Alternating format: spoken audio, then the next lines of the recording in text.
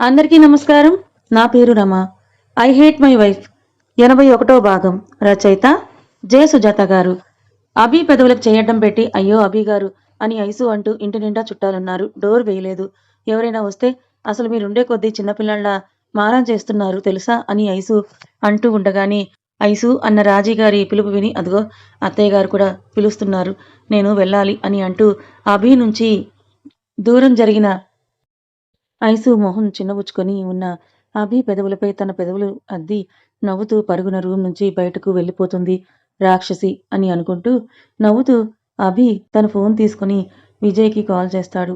అదిరా బర్త్డే రానే వచ్చింది. ఉదయమే లేచిన ఐసు తను రెడీ అయ్యి ముద్దుగా పడుకొని ఉన్న చిట్టి తల్లి బుగ్గ మీద ముద్దు పెట్టి హ్యాపీ బర్త్డే బుజ్జి తల్లి అని చిన్నగా అంటూ నిన్ను నేను చూసినప్పుడు ఐసు హైదరాబాద్ వచ్చినప్పుడు ట్రాఫిక్‌లో కార్‌లో ఉండగా చూస్తుంది కదా పాపని. నీకు 5థ్ మంత్. అప్పుడే నీకు 1 ఇయర్ వచ్చేసిందంటే అసలు నమ్మబుద్దే కావడం లేదురా అని తడిచీరిన కళ్ళతో నుదుటి మీద ముద్దు పెట్టి పక్కనే కాళ్ళు రెండు పైకి పొట్టలోకి పెట్టుకొని ముడుచుకొని పడుకున్న అద్వైత్ క్లాత్ సరిచేస్తూ మీ ఇద్దరూ నా ప్రాణాలు నాన్న. ఈ ఐసు అమ్మని వదిలి ఎక్కడికి వెళ్ళరు కదా అని మనసులో అనుకుంటూ ఉన్న ఐసుకి పక్కనే పడుకున్న అభిని చూసి పెదవులపై నవ్వు చేరగా మీ వల్లే అభి గారు నాకు ఇంతటి గొప్పటి వరం. బిడ్డని కడుపులో మోయకుండా నొప్పులు పడకుండానే నన్ను ఈ బంగారాలకి అమ్మని చేశారు అని అంటూ అభిని చూస్తూ ఐ లవ్ యూ అని సిగ్గుపడుతూ అభి నుదుటి మీద ముద్దు పెడుతుంది. మొగుడికి మార్నింగ్ కిస్ అక్కడ కాదు పెట్టాల్సిందని నిద్ర మత్తులోనే మాట్లాడుతూ ఉన్న అభిని చూస్తూ మీరు పడుకోలేదా? పడుకున్నా ఇప్పుడే నీ టచ్‌కి మెలకువ వచ్చింది అని అభి కళ్ళు తెరిచి ఫ్రెష్ అయి ముద్దుగా ఉన్న ఐసుని చూసి చిరునవ్వుతో గుడ్ మార్నింగ్ నా అందాల రాక్షసి అని ఐసు తలపై చెయ్యి వేసి ముందుకు లాక్కుంటూ ముద్దు పెట్టబోతూ ఉండగా అభి గారు అని అంటూ అరిచిన ఐసు నోటికి అడ్డంగా చెయ్యి పెట్టుకొని తన అరుపుకి పిల్లలు ఎక్కడ లేచారో అని అనుకుంటూ ఒకసారి పిల్లల్ని చూసి వాళ్ళు నిద్రపోతూ ఉండడంతో నేను పూజ చేసుకోవాలి. ఇప్పుడు మార్నింగ్ కిస్‌లని అంటూ నన్ను మీ దగ్గర లాక్ చేయాలని చూడకండి.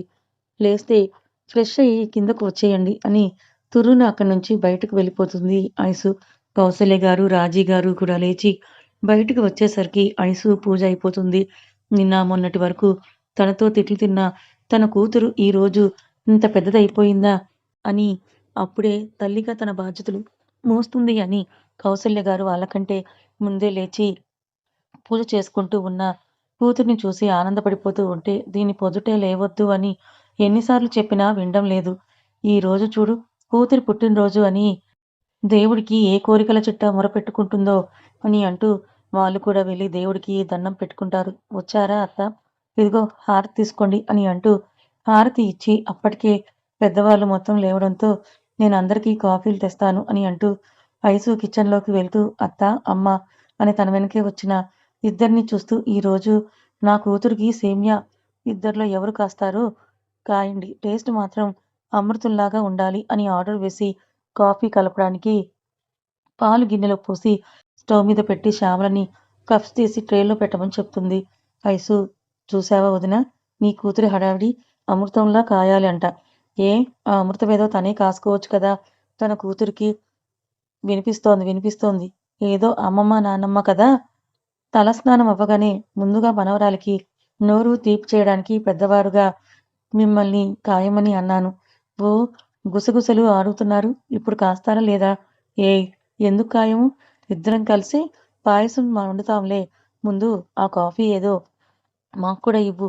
ఉదయమే కాఫీ తాగకపోతే రోజు మొదలైనట్టుగానే ఉండడం లేదు నాకు ఈ మధ్య అని అంటూ కౌసల్య గారు అంటారు. ఐసు అందరికీ కాఫీలు కప్‌లో పోసి అత్త, అమ్మతో పాటు శ్యామలకు కూడా కలిపి 3 కప్స్ అక్కడే పెట్టేసి మిగిలినవి తీసుకొని హాల్‌లో కూర్చున్న అందరికీ కూడా ఇచ్చి అందరినీ త్వరగా రెడీ అవ్వండి గుడికి వెళ్దాము అని పనిలో పనిగా అందరికీ అప్పుడే చెప్పేస్తుంది. ఐసు కిందకు వెళ్ళగానే పక్కనే ఉన్న టేబుల్‌పై ఫోన్‌లో ఉన్న టైం చూసి అప్పుడే 5 అవ్వడంతో ఇది ఇప్పుడే ఎందుకు లేచినట్టు కొంచెం సేపు పడుకోవచ్చు కదా అని అనుకుంటూ ఉన్న అభి కూతురి ఫేస్ చూసి హ్యాపీ బర్త్‌డే చిట్టి తల్లి అని నుదురుపై అంటీ అంటున్నట్లుగా కిస్ చేసి పిల్లలిద్దరినీ హత్తుకొని పడుకుంటాడు. అప్పుడు పడుకున్న అభి ఒక గంటకి లేచి పిల్లలిద్దరినీ స్నానం చేయించి నైట్ పార్టీకి డిజైన్ చేయించడమే కాకుండా అద్వైత్‌కి పట్టు పంచె, షర్ట్ వేస్తే పాపకి లైట్ వైలెట్ కలర్ ఇక్కత్ పట్టు లంగా వేశాడు. అమ్మ వచ్చేసరికి నువ్వు బుట్టబొమ్మలా రెడీ అయిపోతావా చిట్టి తల్లి అని కూతురుతో కబుర్లు చెప్తూ బట్టలు వేయడం అయిపోవడంతో లాకర్లో ఉన్న గోల్డ్ తీసి చేతులకి గాజులు, కాళ్ళకి పట్టీలు, నడుముకి గొలుసు లాంటి వడ్డానం, మెడలో చైన్ లాంటి సన్నటి నెక్లెస్ వేసి కూతుర్ని ఒక్కసారి చూసుకొని ఇంకా మిగిలి ఉన్న అరవంకి ఉంగరాలు, పాపిడి బిళ్ళని చూస్తూ ఇవి వద్దులే, ఇంకా ఎక్కువ వేస్తే దిష్టి తగులుతుంది అని చెవులకి అప్పుడు కుట్టించిన పోగుల్ని చూసి ఇవి ఉండబట్టి ఇంకా క్యూట్‌గా ఉన్నావురా నువ్వు అని ఫేస్‌కి చిన్న స్టిక్కర్ పెట్టి దిష్టి తగలకుండా అరికళ్ళకి, నుదురు సైడ్‌కి నల్లని దిష్టి చుక్క పెట్టి అదిరా బుగ్గలకు అంటి అంటకుండా ముద్దులు పెట్టి పాపనెత్తుకొని ఇద్దరికీ కలిపి చాలా పిక్స్ తీసుకొని అప్పుడు పక్కకు చూస్తాడు అభి.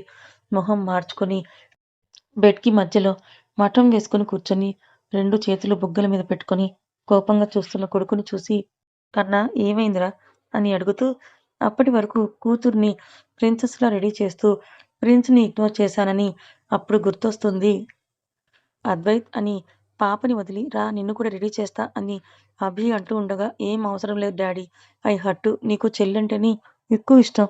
నీకు నేను లైక్ లేదు ఐసుమా కంటే నేను అంటే మోర్ లైక్ అని చిన్నగా వెక్కుతూ బెడ్ దిగి రూమ్ దాటి కిందకు పరుగు తీస్తాడు అద్వైత్. ఉఫ్ నీకు ఇలా అర్థమైందా అని సర్లే ఐసు చూసుకుంటుందిలే అని అప్పుడు ఆ విషయాన్ని పెద్దగా పట్టించుకోడు అభి. కానీ ఆ నెక్లెసే తనకి అద్వైత్‌కి మధ్య దూరం పెరిగి ఆ నైనాకి దగ్గరవుతాడు అని అప్పుడు అర్థం చేసుకోడు అభి. కిందకి వెళ్ళిన అద్వైత్‌కి అక్కడెక్కడా కూడా ఐసు కనిపించదు. హాల్‌లో సోఫాలో కూర్చున్న కేశవ్ గారి దగ్గరికి వెళ్ళిన అద్వైత్ తాతయ్య ఐసుమా ఎక్కడా అని అడుగుతాడు. అరెరే అద్వి అని అద్వైత్‌ని ఒడిలో కూర్చోబెట్టుకున్న కేశవ్ గారు మీ ఐసుమా కిచెన్‌లో ఉంది అని అంటూ నీ డ్రెస్ చాలా బావుంది బంగారు అని అంటూ ముద్దు పెడుతూ అంటారాయన. థాంక్స్ తాతయ్య. టుడే నువ్వు నేను సేమ్ డ్రెస్ వేసుకున్నాం అని అద్వైత్ అనగానే అవును మనం ఇప్పుడు గుడికి వెళ్తున్నాం కదా. చెల్లి లేచిందా? ఓ రెడీ కూడా అయిపోయింది. విత్ ట్రెడిషనల్ డ్రెస్ అని అద్వైత్ అంటూ ఆయనతో మాటలో పడి వాళ్ళ డాడీ మీద ఉన్న కోపాన్నయితే ప్రెజెంట్ మర్చిపోయాడు. కిచెన్ నుంచి బయటకొచ్చిన ఐసు వాళ్ళ నాన్నతో కబుర్లు చెప్తున్న అద్వైత్‌ని చూసి అద్వి అప్పుడే రెడీ కూడా అయిపోయావా?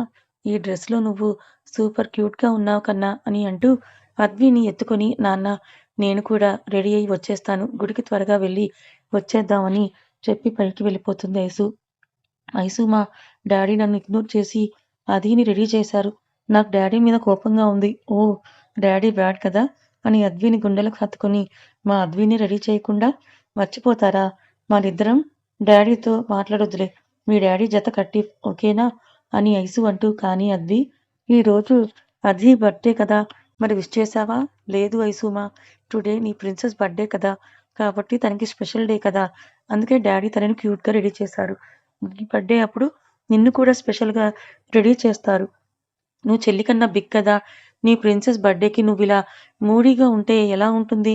అని ఐసు అంటుండగానే రూమ్‌లోకి వచ్చిన ఇద్దరు బుట్ట బొమ్మలాగా రెడీ అయిన అదిరని చూసి అద్వైత్‌ని బెడ్‌పై దింపి చిట్టి తల్లి ఎంత ముద్దుగా ఉందో అని చేత్తో మెటికలు విరుస్తూ ఉంటే ఐసుని చూసి శ్వేత దగ్గర ఆడుకుంటూ ఉన్న అది పాక్కుంటూ వచ్చి ఐసుని అతుక్కుపోతుంది. హ్యాపీ బర్త్‌డే చిట్టి తల్లి అని అదిరని కుండలకు హత్తుకొని మళ్ళీ చేతులతో దూరం జరిపి చాలా బావుంది డ్రెస్ కదా శ్వేత అని అంటూ మీ అన్నయ్య ఎక్కడ అని అడుగుతుంది. శ్వేత ఫ్రెష్ అవ్వడానికి వెళ్ళాడు అని అనగానే అద్వి చెల్లి ఎలా ఉంది? సో క్యూట్‌గా ఉంది ఐసుమా. మరి చెల్లిని విష్ చేయవా? అని తన చేతిలో ఉన్న చాక్లెట్‌ని తీసి అద్వైత్‌కి ఇవ్వగానే హ్యాపీ బర్త్‌డే మై ప్రిన్సెస్ అని చాక్లెట్‌తో పాటు ఒక పప్పీ కిస్ కూడా చెల్లికి ఇచ్చి చెప్తాడు. గుడికి వెళ్ళిన అందరూ పిల్లలిద్దరి పేరు మీద అర్చన చేయమని చెప్తారు. అలాగే పూజ కూడా చేసిన పంతులు గారు అందరికీ హారతి ఇచ్చి పిల్లలకి అక్షింతలు వేసి ఆశీర్వదించిన పంతులు గారు అందరికీ శతకోపం పెట్టి ప్రసాదం ఇస్తారు. పిల్లలిద్దరికీ బొట్టు పెట్టిన ఐసు అభి నుదుటను కూడా పెట్టి తను కూడా పెట్టుకుంటుంది. ఆ రోజు గుడిలో జరిగే అన్నదానంతో పాటు సాయంత్రం వరకు దేవుడికి జరిగే పూజలన్నీ పిల్లలిద్దరి పేరు మీదే జరిగేలా పంతులు గారికి ముందే మధు చెక్కిస్తాడు. బయటికి వచ్చిన అందరూ ఒక చోట కూర్చొని ప్రసాదం తింటూ ఉంటారు. ట్రెడిషనల్ ఆఫ్ శారీస్‌లో మెరిసిపోతూ ఉన్న అమ్మాయిలందరినీ చూపు తిప్పుకోకుండా సైట్ కొట్టే పనిలో అబ్బాయిలు ఉంటే సాయంత్రం ఏర్పాట్ల గురించి మాట్లాడుకుంటూ ఉంటారు పెద్దవాళ్ళు.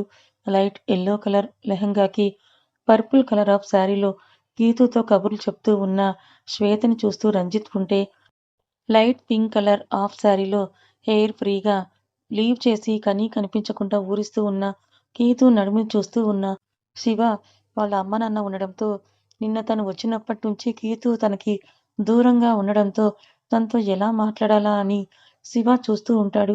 బ్లాక్ కలర్ పైజామా వేసుకొని జీన్స్ వేసుకున్న వరుణ్ను దొంగచాటుగా చూస్తూ ఉన్న అను, అత్త మీరు ఎలాగో కూర్చున్నారు కదా, ప్రదక్షిణలు చేసొస్తాను అని అను వెళ్తూ వరుణ్ దగ్గరకొచ్చి నాతో వస్తావా వరుణ్ అని అడగడంతో, ఇప్పుడేం ప్రదక్షిణలే అని రాజు అడగటంతో, మొక్కు అన్నయ్య అని తడబడుతూ రాజుతో మాట్లాడుతున్న వరుణ్ణి చూస్తుంది. సరే పద అని ఇద్దరూ కలిసి ప్రదక్షిణలు చేస్తూ ఉంటారు.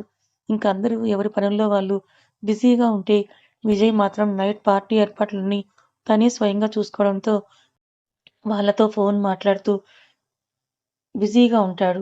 అభి గారు అని పిల్లలతో సెల్ఫీ తీసుకుంటూ ఉన్న అభిని ఐసు పిలుస్తుంది. ఆ అని అభి ఐసు వైపు చూడగానే, అందరూ ఉన్నారు కదా, నైట్ పార్టీ అయిపోయాక రేపు అన్నయ్య శ్వేతల గురించి మాట్లాడతారా, ఇంకా లేట్ చేయడం మంచిది కాదు అని ఐసు అనగానే సరే అని అభి అంటాడు. ఇంకా అందరూ కలిసి గుడి నుంచి ఇంటికి వెళ్ళిపోతారు.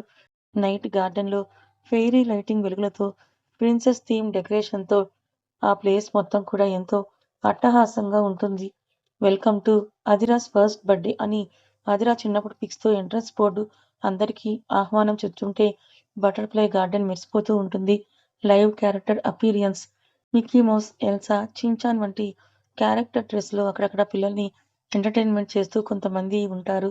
సెంటర్లో టేబుల్ పై అట్రాక్షన్గా డెకరేషన్ చేసిన కప్ కేక్స్, వాల్కి కనెక్ట్ చేసిన 1 మంత్ నుంచి ఉన్న అది ఫొటోస్ ప్లే అవుతూ ఉంటే ఆ ప్లేస్ మొత్తం చాలా అట్రాక్టివ్గా ఉంటుంది.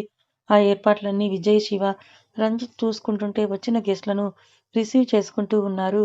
వినయ్ గారు జంట, విమల్ గారి జంట ఎప్పుడు ఇలాంటి ఫంక్షన్స్కి అటెండ్ అవని కేశవ గారు ఫ్యామిలీ సైలెంట్గా వాటన్నిటిని చూస్తూ ఉంటారు.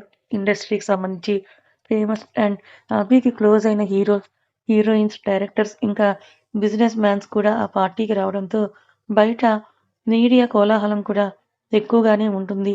అప్పుడే డాక్టర్ వంశీ తన భార్యతో కలిసి వస్తే వాళ్ళ వెనుకనే ఆనంద్, దక్ష మాట్లాడుకుంటూ వస్తారు. వావ్ నా రెయిన్బో అని మెరిసే కళ్ళతో శివ, రంజిత్, శ్వేత పక్కనే ఉన్న విజయ్ అంటే, రెయిన్బో ఎవరు విజయ్ అని శ్వేత అడగడంతో దక్ష వైపుగా చూపించిన విజయ్, శ్వేత చూసే టైంకి దక్ష వేరొకరు అడ్డు రావడంతో అయ్యో మిస్ అయ్యాను అని విసుగ్గా శ్వేత అంటుంది. వచ్చింది కదా నువ్వే చూస్తావులే అని విజయ్ అంటే, ఏంటి బావా నీకు మా చెల్లి దొరికేసినట్టేనా అయితే అని సిగ్గుపడుతున్న విజయ్ని ఆట పట్టిస్తారు శివ, రంజిత్లు.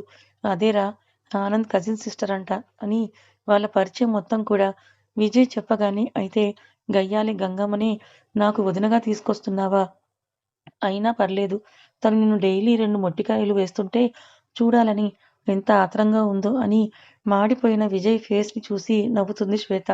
అక్కడ ఏర్పాట్లన్నీ కూడా చూసి దక్ష నోరెళ్ళ పెడితే, ఏంట్రా అలా చూస్తున్నావని ఆనంద్ అడుగుతాడు.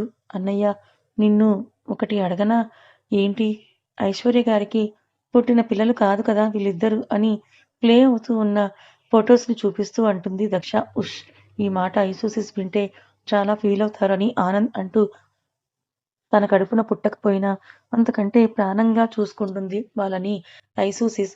ఇంకా మిగిలినవి తర్వాత చెప్తా అని విజయ్ చెయ్యి ఊపడంతో తను కూడా చెయ్యి ఊపుతూ, అవన్నీ తర్వాత మాట్లాడుకోవచ్చు రా, నిన్ను మా ఫ్రెండ్స్కు పరిచయం చేస్తా అని అంటూ ఆనంద్ అంటే, ఏం అవసరం లేదు నువ్వు వెళ్ళు, నేను వస్తా అని ఆనంద్ వెళ్ళగానే గాఢంగా ఒక నిట్టూర్పు విడిచి అందరినీ బాగానే నమ్మించి బుట్టలో వేసుకుంది మొత్తానికి ఈ ఐశ్వర్య. పాపం అక్కడ పిల్లల్ని తలుచుకుంటూ బర్త్డే రోజు కూడా పిల్లల్ని కలవడానికి లేదు అని ఆ నైనా బాధపడుతుంటే, ఇక్కడ ఈవిడ గారు రాజభోగం అనుభవిస్తోంది. ఇంతకు ఎక్కడా ఈ మహారాణి అని చుట్టూ ఐసు కోసం చూస్తూ ఉంటుంది దక్ష. అప్పుడే రాయల్ బ్లూ సూట్లో రాయల్గా అభికి మ్యాచింగ్గా సేమ్ కలర్ సూట్లో అద్వైత్ ఉంటే, బేబీ పింక్ కలర్ లాంగ్ గౌన్లో ఐసు, రెడ్ కలర్ గౌన్తో అదిరతో కలిసి నలుగురు బయటకొస్తారు. వాళ్ళు వస్తున్న దారి మొత్తం రోజ్ పెటల్స్తో అలంకరించి ఉంటే, పైనుంచి వాళ్ళ నలుగురిపై పూల వర్షం కురిసేలా స్పెషల్గా ఏర్పాటు చేయిస్తాడు విజయ్. వాళ్ళని చూసి వావ్ నైస్ ఫ్యామిలీ అని కొంతమంది అనుకుంటే, ఎక్కువ శాతం హీరోయిన్స్, అభి పక్కన తమ ప్లేస్‌లో ఉన్న ఐసుని చూసి ఈర్ష్యతో రగిలిపోతూ ఉంటారు. కొందరు వాళ్ళ మధ్య ఉన్న బాండింగ్‌ని చూసి ఒక క్షణం వావ్! అని దక్షకు కూడా అనుకుంటే, ఆ మరు నిమిషం ఆ స్థానం నైనాది అని ఐశ్వర్య మీద ఇంకా పగని పెంచుకుంటుంది దక్ష. కథ ఇంకా ఉంది. ఈ దక్ష ఏంటి? కొంపతీసి అభి, ఐశ్వర్యల మధ్య ఏమైనా గొడవలు రావడానికి కారణమవుతుందా? లేదా ఐశ్వర్య నుంచి పిల్లల్ని దూరం చేసే ప్రయత్నం చేస్తుందా? నైనా మాటలు విని ఈ దక్ష ఎలాంటి స్టెప్ తీసుకోనుంది? మరి ఇలాంటి దక్షని విజయ్ ప్రేమిస్తున్నాడు. విజయ్‌కి దక్ష ఎలాంటిదో తెలుసుకోవాలనుకుంటే ఛానల్‌ని సబ్స్క్రైబ్ చేసుకోండి. కథ నచ్చితే లైక్ చేయండి.